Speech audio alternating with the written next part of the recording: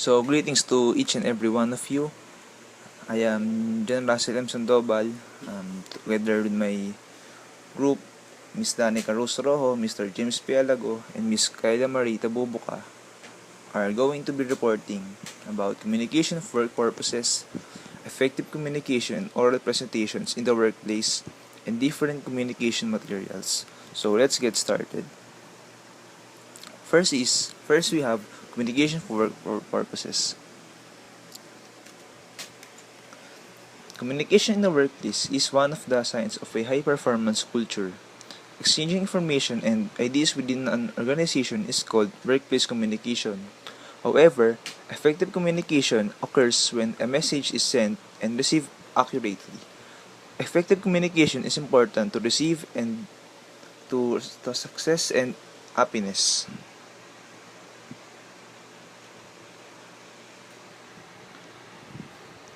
Communication for work purposes in healthcare. Effective communication, both intra-hospital and inter-hospital, is important for healthcare providers to protect their patients, save on costs, and increase day-to-day operating efficiency. Meanwhile, patients benefit from increased access to their medical histories, which reduces chances of medical errors. So, in other words, patients and doctors should be able to communicate effectively to understand each other. Next is we have communication for work purposes in education. Communication is paramount in education. Whether it is teacher to teacher, student to student, teacher to teacher, teacher to parent, teacher to admin, or admin to parent, or vice versa. Communication is needed to make sure the student will be able to learn more efficiently and will help understand each other. Next is we have communication for work purposes in business and trade. So, effective communication is a vital tool for any business owner. Communication is also important within the business. Effective communication can help to foster a good working relationship between you and your staff, which can in turn improve morale and efficiency. Next is we have communication for work purposes in law. The legal profession is one of the classic professions in which confidentiality plays a central role. For example, lawyers. They have to deal with a number of issues like duty of discretion, the right to refuse to answer questions, professional confidentiality, and a specific code of conduct. Clients must be able to speak freely with their lawyer at all time. This means that in the legal profession, communication is central between lawyers, with clients, with other parties, the court, and etc.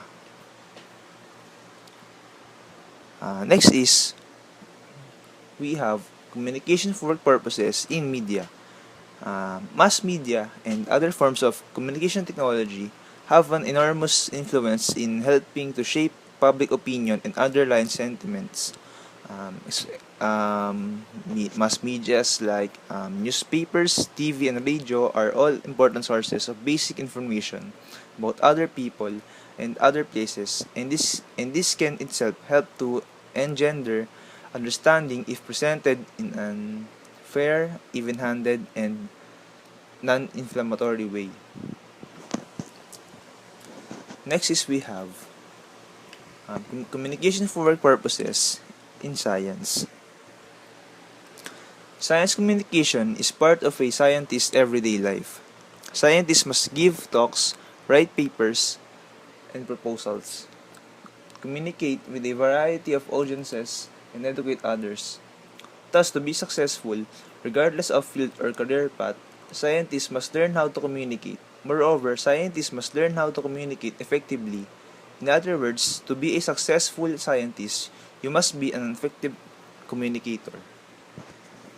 Communication for purposes in technology. Technology has become useful in terms of communication not only in the workplace but also in the daily lives of humans. Technology provided us humans the convenience of talking or communicating with our loved ones, friends, family, etc.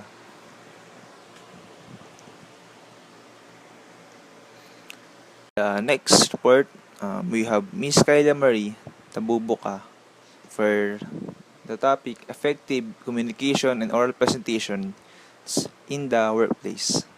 Effective communication and oral presentation in the workplace. Effective communication. Effective communication is a process of exchanging ideas, thoughts, knowledge, and information such that the purpose or intention is fulfilled in the best possible manner. In simple words, it is nothing but the presentation of views by the sender in a best way understood by the receiver. Characteristic of effective communication. Just delivering a message is not enough. It must meet the purpose of the sender. Clear message. The message which the sender wants to convey must be simple. It must be easy to understand and systematically framed to retain its meaningfulness. Correct message. The information communicated must not be vague or false in any sense. It must be free from errors and grammatical mistakes. Complete message. Communication is the base for decision making. If the information is incomplete, it may lead to wrong decisions. Precise message. The message sent must be short and concise to facilitate straightforward interpretation and take the desired steps. Reliability. The sender must be sure from his end that whatever he is conveying is right by his knowledge. Even the receiver must have trust on the sender and can rely on the message sent. Consideration of the recipient. The medium of communication and other physical settings must be planned, keeping in mind the attitude, language, knowledge, education level, and position of the receiver. Sender's courtesy. The message so drafted must reflect the sender's courtesy, humbleness, and respect towards the receiver. Barriers to effective communication. Barriers involving words. Language. It is a medium of communication. If the sender is making excessive use of technical terms, it becomes difficult for the receiver to understand the message clearly. Ambiguity and overuse of abstractions. If the message is presented in a non-realistic or vague context involving a lot of notions, the receiver won't be able to connect with the idea properly. Disorganized message. When the words are not organized systematically to form a powerful message, it loses its efficiency and meaning. Information overload. The effectiveness of communication reduces when a person keeps on speaking for an extended period, thus leading to the receiver's exhaustion, won't be able to keep track of everything that is conveyed. Barriers involving people's background. Attitudinal differences. At times, people are resistant to understand or change their mind when they have set their views about a particular topic. Their attitude obstructs meeting the purpose of the communication. Demographic differences. The difference in age, generation, gender, status, tradition, etc. creates a lack of understanding among people and thus hinders the process of communication. Lack of common experience or perspective. The experiences of a person develops their perspective of seeing things in a particular way. Jumping to conclusions. Some people lack the patience of listening to others and often jump to conclusion between the communication, thus neglecting the motive of the message. Physical barriers. Physical distance. When people communicate over long distances, they miss out the nonverbal aspect of communication since the gestures and expressions of the receiver cannot be interpreted. Noise. The environment or the communication system sometimes involve unwanted noise which interrupts the process of communication, making it inefficient. Physiological barriers. One of the most common barriers to effective communication is the physical disability of the people involved. Some of these are hearing impairment, poor eyesight, stammering, etc. Next is we have Mr. James Pialago to be reporting the oral presentation in the workplace. Oral presentation. An oral presentation is a short talk on a set of topic given to a tutorial or seminar group. The purpose of presentation may be to provide information, persuade the audience to accept a point of view, or encourage them to take an action. An oral presentation in a workplace is an employee's chance to show off the work she's been doing and prove his or her worth to the company. There are 4 methods for delivering oral presentation. First is manuscript. Manuscript speaking is a word-for-word iteration of a written message in a manuscript speech, and speak maintains his or her attention on the printed page except when using visual aids. With this method, the speaker will write out her speech for word and practice how she will deliver the speech. The example are televised news reports seen on television, speech given at a wedding by the best man, or during funeral, a religious proclamation issued by any religious leader. Second, memorization. The memorization method is a form of speech delivered that involves fully memorize a speech from start to finish before delivering it. This method of delivering allows a speaker to move around the stage or platform and maintain eye contact with the audience without relying on script or notes. Impromptu. The impromptu speech is at the moment with little to no time to prepare for this type of speech. It is presentation of a search message without advanced preparation. That's why it is important to you to know your main point, limit your thoughts to 2 to 3 ideas, and wrap it up with a conclusion. Extemporaneous. It is opposite of impromptu speaking. In extemporaneous speaking is the presentation of carefully planned and rehearsed speech spoken in controversial manner using brief notes. The extemporaneous method is ideal for most speaking situation while it requires a great deal of preparation. It allows for great flexibility for the speaker, often delivering a much engaging speech.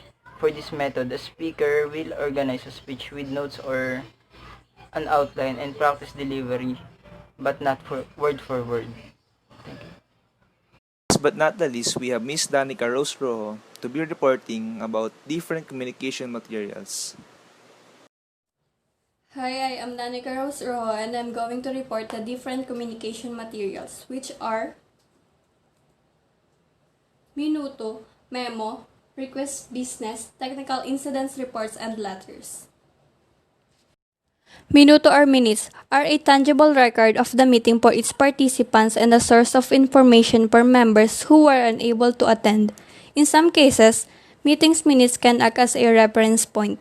You will begin minutes with the organization name and record the meeting's date and its location. The minutes should note all the board members in attendance, the presence of a quorum, and the time the meeting was called to order.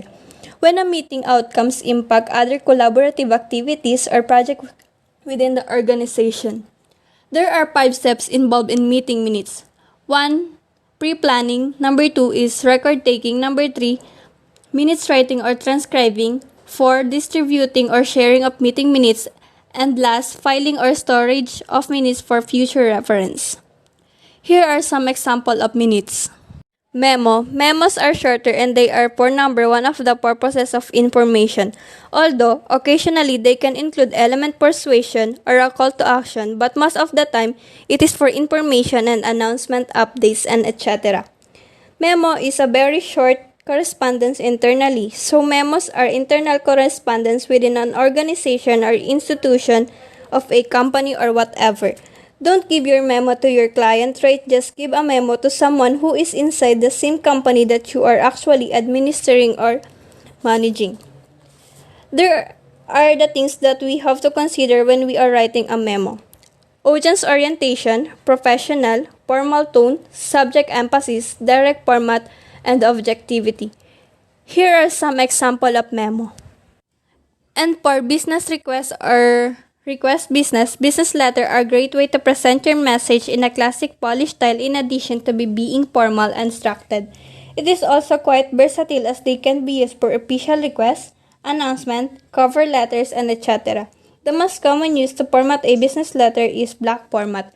The things that we have to consider when we are writing business letter are introduction, background, objective and target audience, your expectation, project and proposal timeline, budget, and proposal structure. Here are some example of business request or request business. Technical incident report. An incident report is a form to document all workplace illnesses, injuries, near misses, and accidents. The things that we have to consider when we are writing technical incident report are date of incident, time of incident, name of affected individuals, a narrative description of the incident, injuries if any, treatments required if any, witnesses name, witnesses statements, other workers involved, video or 360 photographs of the scene. Here are some example of technical incident report. And for the last is letter. Letter are sent to recipient that are outside organization as well, and they may serve to introduce skills and qualification of prospective employers. Unlike memos, which are internal correspondence, letter can may be internal and external. So you can give a letter to a client or a possible partner or a possible business partner and etc.